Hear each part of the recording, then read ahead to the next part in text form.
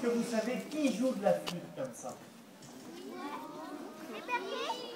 C'est le petit David. Le petit David, il est dans un coin de la pièce. La pièce, c'est toute la maison. La maison, elle se résume en une pièce. Elle est en haut de la colline. Et la colline, elle n'est pas très loin de Bethléem. Et vous savez, c'est l'hiver, il fait froid. C'est la nuit. Et le petit David, il joue de la flûte parce que sa flûte, c'est tout ce qu'il possède au monde. Il est dans une famille très pauvre. Il est dans une famille très pauvre, alors il est dans un coin de la pièce. Ses 4 frères et sœurs sont là, sur le lit. Ils sont blottis les uns contre les autres, ils ont froid. Parce qu'il n'y a plus de feu dans la cheminée. Parce qu'on ne peut plus acheter du bois pour faire le feu. Et vous savez pourquoi? Parce que le papa est très malade. Il est là, il est allongé. Et la maman est à côté et elle se penche comme ça. Et elle est à genoux et elle oscille en avant, en arrière. Elle pleure, elle est très malheureuse. Le papa est malade. Il ne peut plus travailler, il était charpentier, il ne peut plus travailler. Alors il n'y a plus d'argent non plus. On ne peut plus payer le bois pour se chauffer, on est en plein hiver. On ne peut plus payer l'huile pour mettre dans la lampe à huile, il n'y a bientôt plus de lumière. Et puis, ça fait déjà plusieurs jours qu'on n'a plus de quoi s'acheter à manger. Alors les petits frères et sœurs sur le lit, ils ont faim, ils ont froid. Et en plus, au moment où on devait récolter l'orge et puis récolter la vigne, le vin, il y a eu de la grêle, il y a eu des tornades et ça a été une très mauvaise année. Alors David, il joue de la flûte. Il joue de la flûte pour oublier, puis pour faire passer un bon moment à ses frères et sœurs, à sa maman et à son papa. Il regarde son ventre, il se dit mais combien de temps je vais encore vivre moi? J'ai tellement faim. Vous savez, la faim, c'est pas ce qui l'embête. Lui, il voudrait être riche, David. Il voudrait avoir beaucoup d'or. Avec beaucoup d'or, il pourrait payer des médicaments pour son papa, il pourrait payer de la nourriture pour toute la famille, il pourrait payer du bois pour chauffer la famille, et il pourrait payer de l'huile pour mettre dans la lampe à huile pour éclairer toute la famille. Et comme ça serait bien. Mais un petit garçon comme ça, pauvre comme lui, avec des haillons, est-ce que ça a beaucoup d'or? Alors qu'est-ce qu'il lui reste à faire?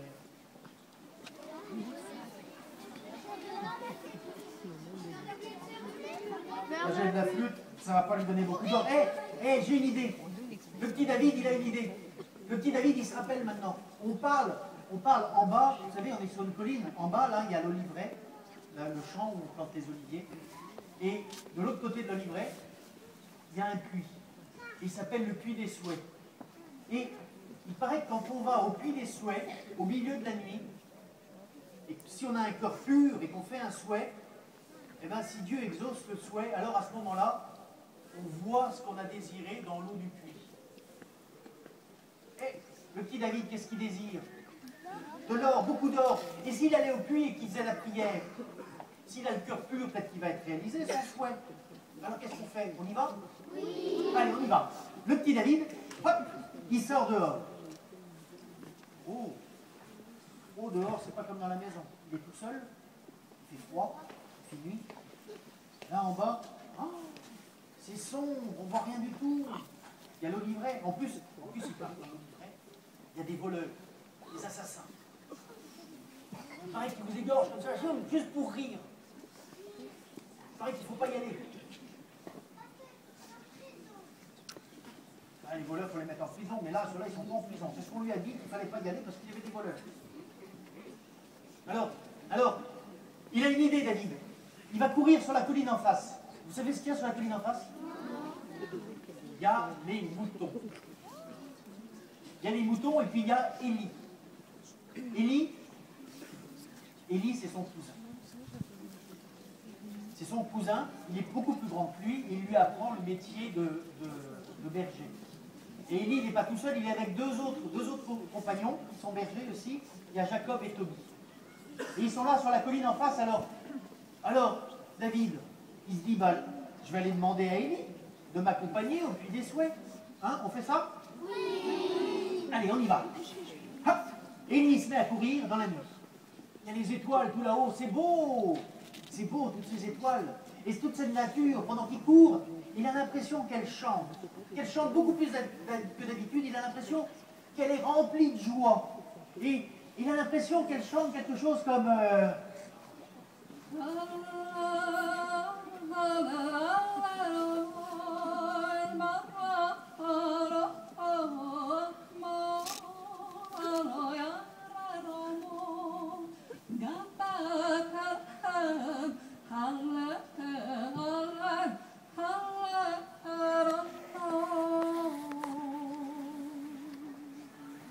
David, il court, il entend ça, il se dit c'est pas possible, alors il s'arrête. Ah non, non, il a peut-être rêvé. On entend que le souffle du vent et puis les moutons là-bas qui bêlent, et puis des flûtes de berger qui jouent dans la nuit.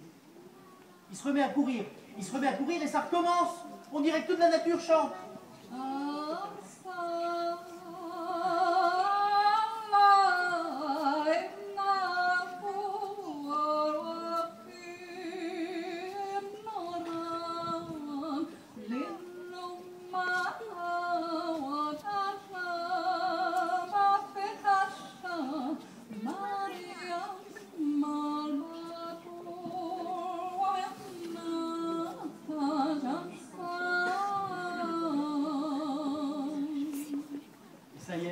Ça y est, il est arrivé sur la colline d'en face. Vous savez, il a emmené sa flûte, parce que sa flûte, c'est ce qu'il y a de plus cher au monde. Il l'a suspendue à son cou, il ne quittera jamais sa flûte. Vraiment, sa flûte, on peut le trucider, c'est pas grave, on ne lui prendra pas sa flûte. Sa flûte, c'est ce qu'il y a de plus précieux au monde. Et il appelle. Élie, Toby, Jacob, vous êtes là? Est-ce que vous êtes là? Non? Faites bé, comme les moutons. Il y a que des moutons ici. Élie, Jackie, Toby, Jacob. Élie, vous n'êtes pas là, j'entends les moutons, mais vous, est-ce que vous êtes là? Toby, Jacob. Alors, David, il se retrouve tout désemparé. Il n'y a pas Élie, il n'y a pas Toby, il n'y a pas Jacob. Mais comment il va faire pour descendre en bas? Et puis tous ces moutons, comment ça serait que tous ces moutons sont là, bien rassemblés? Ah ben je comprends. Il y a un homme qui est là. Un homme magnifique, il ne l'a jamais vu avant. Un homme avec le dos bien droit, robuste, grand, magnifique, une belle tête. Il garde les moutons, il est assis, il a son manteau autour de lui. Ah, je ne sais pas si c'est un berger ou pas, se dit David, mais en tout cas, normalement les moutons ils ne se rassemblent pas autour d'un étranger. Et là ils sont tous autour de lui, paisibles. Alors, il se frotte un peu le nez comme ça pour dire qu'est-ce que c'est. Il s'approche. Et l'homme, vous savez ce qu'il lui dit? Il lui dit, hé David, belle nuit aujourd'hui, n'est-ce pas? David il dit, oui, mais moi j'ai un peu froid aux jambes. Ah, si tu as froid aux jambes, mon garçon, viens te mettre avec moi sous ma cape. Et l'homme, il ouvre son bras comme ça, et on dirait un peu une aile. Sa cape, on dirait comme une aile. Et hop, David se met contre les jambes de l'homme, et le voilà sous la cape. Ah, ça va mieux, là, on est bien. Dis donc, monsieur, Élie, Jacob et Toby, pourquoi ils ne sont pas là? Ah ça, mon garçon, ils ne sont pas là parce qu'ils sont partis à une fête. Quoi? Ils sont partis à une fête et ils ne m'ont pas emmené? Mais c'est dégoûtant. C'est-à-dire, mon garçon, ça s'est passé un petit peu vite. C'était pas prévu, la façon dont ça s'est passé, ils ont dû partir à toute vitesse. Ah bah alors là, c'est bien fait. S'ils sont partis à toute vitesse, ils n'ont pas pris de cadeaux pour donner à la fête, et c'est bien fait pour eux, ils n'avaient qu'à m'emmener. Si, mon garçon, ils ont pris des cadeaux. Ils ont pris une houlette, ils ont pris un manteau, ils ont pris un pain. Ils ont pris ce qu'ils avaient avec eux. Ah mais alors, monsieur, s'ils sont partis avec ces cadeaux-là, c'est bien, mais les moutons, ils n'auraient pas dû laisser les moutons tout seuls. Enfin, mon garçon, regarde, ils ne sont pas tout seuls, les moutons, regarde. Puisque les moutons, ils sont là, allez-y, Et vous voyez, il y a un gardien aussi. Je suis là, moi, il dit l'homme. Tu vois, je suis là. Ah oui. Ah oui. Bon, mais quand même, vous êtes tout seul. Et puis si jamais il y a des voleurs qui arrivent pour voler les moutons, vous ne pourrez pas vous défendre. Vous êtes tout seul. Ah. Ça, mon garçon, je crois que je suis de taille à me défendre contre les voleurs, quel qu'en soit le nombre. Quel qu'en soit le nombre, il dit David. Mais vous vous êtes battu souvent, monsieur? Ah oui, je me suis battu souvent, très souvent, mon garçon. Et David, il est très impressionné contre cet homme-là, tellement imposant, tellement magnifique, qu'il peut se battre contre plein de voleurs à la fois, quel qu'en soit le nombre. Il lui dit, mais vous êtes battu contre qui? Mon garçon, je me suis battu contre le diable et contre ses anges.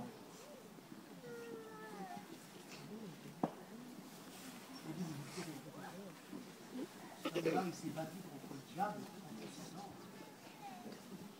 Je suis un soldat, mon garçon. Mon nom est Michel. Et toi, quel est ton nom? Ben, moi, je m'appelle David. Ah, c'est bien, David. Et qu'est-ce que tu viens faire ici, à cette heure tardive de la nuit? Bon, David, il se dit que cet homme-là, il peut bien lui faire confiance. Ils ont échangé leurs prénoms, alors maintenant, c'est comme s'ils étaient amis pour la vie. Alors, il raconte. Il raconte la maladie du papa, il raconte la famille qui est pauvre, il raconte qu'il n'y a plus de quoi manger, il n'y a plus de quoi se chauffer, il n'y a plus de quoi s'éclairer, et il n'y a même pas de quoi soigner le papa. Alors il est parti pour le puits des souhaits. Vous vous rappelez le puits des souhaits? Oui. Alors il raconte qu'il veut descendre en bas pour aller au puits des souhaits et qu'il espérait demander à David, mais voilà, David, il espérait demander à Élie, son cousin, mais voilà, Élie, il n'est pas là. Eh bien, c'est pas grave, mon garçon. Tu vas y aller tout seul. Il est bien embêté de voir y aller tout seul. Il dit, bah écoutez, je pense que vous devez garder le mouton, hein. Et oui, moi je dois garder les moutons, il répond Michel. Et c'est-à-dire que j'ai pas peur, vous savez, j'ai pas peur d'y aller tout seul. Je sais bien que tu n'as pas peur, il dit Michel, je sais bien. Les David, ils ont rarement peur. Est-ce que vous connaissez le roi David? Ah oui, moi je me rappelle, il dit Michel, je me rappelle que le roi David, quand il était enfant, bambino, et qu'il gardait les moutons, il s'attaquait aux lions, il s'attaquait aux ours, et il n'avait pas peur, il les tuait avec sa fronde. Vous vous rappelez de ça, les enfants? Ah, il n'avait pas peur, ça, les David, ils n'ont pas peur, les David. Et notre petit David à nous, qui est en train de parler avec Michel, bien sous sa cape, il lui dit, oui, mais ce David-là, monsieur Michel, ce David-là, il était protégé par Dieu, et Dieu le guidait. Ah ah! Ah mais ça, bien sûr que Dieu le guidait, que Dieu le protégeait, David, bien sûr. Et c'est parce qu'il s'était mis en route qu'il pouvait le guider, parce qu'il y avait quelque chose à protéger. Mais toi, si tu restes là, avec moi, si tu ne te mets pas en route, Dieu ne peut pas te guider. S'il n'y a rien à protéger, si tu es contre moi, Dieu ne peut pas te protéger. Allez, mon garçon, allez. Et Michel, il a ouvert son manteau qui avait la forme d'une aile. Il a poussé David comme ça, dans la nuit. Il lui a dit, allez David, allez, va au puits des souhaits. Et David, il s'est retrouvé dans la nuit. Il a fait quelques pas. Il avait un peu peur quand même, alors il s'est retourné. Et il ne savait pas s'il devait repartir ou rester. Michel, il a très bien compris. Michel, il lui dit, écoute David, tu as une flûte. Cette flûte, il faut que tu joues de la musique. Quand tu as peur, tu dois jouer de la musique. Et tu auras du courage. Et je vais te dire pourquoi. C'est parce que les hommes, quand ils aiment Dieu, ils lui jouent de la musique. Et Dieu, il leur répond en leur donnant du courage. Vas-y David, vas-y. David, il a pensé à son ancêtre qui chassait les lions, qui chassait les ours avec sa fronde. Ça lui a donné du courage. Et il s'est mis à courir, à dévaler la pente à toute vitesse. Et il est arrivé dans le livret. dans l'eau livrée, il faisait nuit. Il y avait des oliviers partout. Et c'est sûr, il y avait des voleurs derrière chaque olivier. Il avait l'impression d'en voir plein. Il s'est dit, ils vont me sauter dessus. Ils vont m'égorger. Il avait peur. À un moment, il avait tellement peur qu'il s'est arrêté. Il s'est arrêté, ses jambes tremblaient. Et qu'est-ce qu'il a fait puisqu'il avait peur?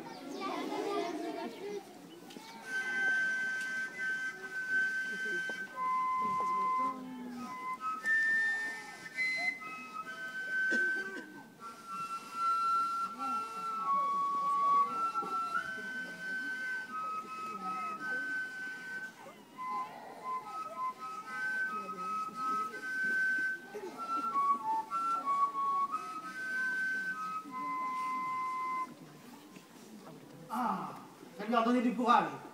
Il s'est remis debout, il a couru. Et il est sorti de l'ivraie. Et là, c'était les champs. C'était les champs sous le clair de lune.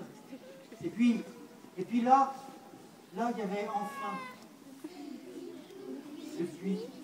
Le puits, il est là. David, il s'est approché de l'eau. Puis vous savez, il est resté longtemps à côté de l'eau parce que l'eau dans ce pays, c'est très précieux. David, il savait bien qu'en été, il n'y a d'eau nulle part, il n'y en a que dans le puits. Et si les bêtes peuvent boire, si les hommes peuvent boire, si la vie peut continuer, c'est grâce à cette eau. C'est tellement précieux l'eau. Pas vrai les enfants? Oui. David, ça ne l'étonnait pas du tout qu'on puisse venir faire des souhaits sur un puits. Et alors, il s'est approché, il a pensé à sa famille, il a pensé à son souhait. Son souhait, c'était quoi, rappelez-moi? Oui, de l'or, de l'or. De l'or pour ma famille. De l'or pour soigner mon papa, de l'or pour payer la nourriture, pour payer le bois, pour chauffer, pour s'éclairer, tout ça. De l'or, beaucoup d'or. Il a fermé les yeux. Il s'est penché sur le puits. Il a prié. Il a prié, il a dit Dieu, Dieu de nos pères, donne-moi de l'or, j'en ai besoin pour ma famille. J'en ai besoin pour guérir mon papa, donne-moi de l'or. Il ne savait pas s'il avait le cœur pur ou pas, et d'ailleurs il n'y pensait pas. Il a prié longtemps, il était tellement concentré qu'il ne sentait plus le froid. Il n'entendait plus rien. Il était sur son désir de soigner sa famille avec de l'or. Pour acheter des médicaments et tout ça. Il a ouvert les yeux à la fin. Et vous savez ce qu'il a vu dans l'eau du puits? Il a vu un anneau d'or à droite, un anneau d'or à gauche, et entre les deux, il a vu plein de pièces d'or. Hey! Dieu l'avait exaucé, c'est formidable. Il s'est penché un peu plus pour être sûr, et là, non, il n'y avait pas seulement 2 anneaux d'or et des pièces d'or, il y avait aussi un visage d'Africain. S'il voyait le visage d'Africain là, c'est que le vrai Africain, il est au-dessus de lui. Un voleur, c'est sûr. C'est sûr, il s'est fait attraper par un voleur. Le voleur derrière lui. Il va sûrement l'égorger.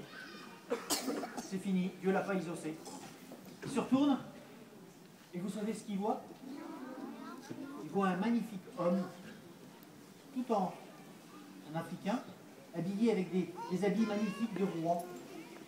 Il a un habit couvert, il a un turban dans la tête, et dans le turban, il y a plein de pièces en or. Et dans ses oreilles, il prend 2 anneaux en or. Et vous savez ce qu'il dit, l'Africain? Il lui dit, n'aie pas peur, mon petit, n'aie pas peur. Je me suis penché au-dessus de toi en arrivant comme ça avec mon chameau. Je me suis penché au-dessus de ta tête parce que je voulais savoir ce que tu observais avec tellement d'attention.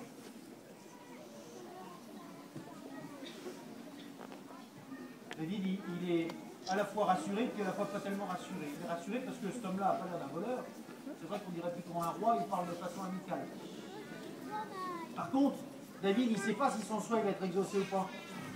Parce qu'il a vu de l'or, mais l'or, c'était l'or qu'il y avait dans le turban du monsieur. À votre avis?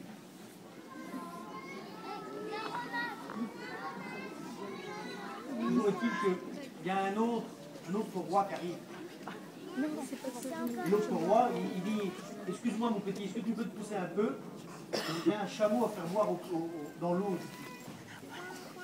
Et David, il regarde. Oui, c'est encore un roi. Et puis il y en a encore un troisième à côté de lui, dis donc, ils sont trois 3 rois. Et puis il y a plein de chameaux, et puis il y a plein d'ânes. Ouais, c'est les rois mages. Ils viennent d'arriver là au puits. Et là, ils discutent entre eux. Il y a des hommes avec des flambeaux qui éclairent le chemin. David, il ne les a pas entendus arriver. Il était tellement concentré sur son souhait qu'il n'entendait plus rien. Ça, David, il n'en croit pas ses yeux. Balthazar, l'Africain, il lui dit, dis donc, mon garçon, qu'est-ce que tu cherchais dans le puits? Eh ben, je cherchais ce que mon cœur désire. Ah, c'est un puits magique? Pas vraiment, monsieur. On dit que quand on désire quelque chose et qu'on a le cœur pur, si Dieu vous l'accorde, on voit ce qu'on désirait dans l'eau du puits. Et Balthazar, il dit, ben alors, tu l'as trouvé, toi, t'as vu quoi? Ben moi, je vous ai vu vous. Et à ce moment-là, il y a Melchior qui arrive et qui dit, dis donc, ton puits là, mon petit, comment tu t'appelles d'abord? Tu t'appelles David, monsieur? David, ton puits magique là, ton puits du souhait, est-ce qu'il nous permettrait de trouver une étoile? Parce que nous, on cherche une étoile, on l'a perdue. Une étoile? Ces gens cherchent une étoile. Est-ce que les rois mages ils cherchaient une étoile? Oui. Eh bien, ils l'ont perdue, imaginez-vous. Perdu l'étoile. Elle a disparu 20 fois, il explique Melchior. 20 fois elle a disparu, 20 fois on l'a retrouvée, mais là on ne la retrouve plus. Là cette fois-ci, on ne sait pas où elle est. Alors, si ton puits il fonctionne bien, eh ben, on va demander au plus jeune, là, à Gaspard, de se pencher sur le puits et de faire une prière. C'est le plus jeune, il a le cœur pur encore. Allez Gaspard, allez, venez sur le puits et faites une prière. Et Gaspard il dit, mais non Melchior, vous savez bien que c'est des histoires de bonnes femmes ces trucs-là. Gaspard, est-ce que tu veux venir faire un souhait sur le puits? Est-ce que tu peux te pencher sur le puits? Tu fais un souhait. Tu cherches l'étoile qui te guide au grand roi, d'accord?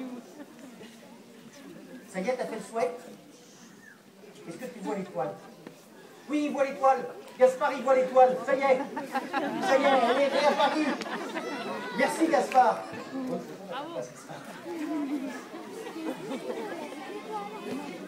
Et regardez l'étoile, elle est là, elle est au-dessus. Vous la voyez? Ah. Et regardez, elle est partie là-bas, vous l'avez vu partir? Non. Elle est au-dessus de Bethléem. Non. Ne va pas. Qu'est-ce qu'on fait? On va à Bethléem? Trop loin. Et David, qu'est-ce qu'il fait? Il y va aussi?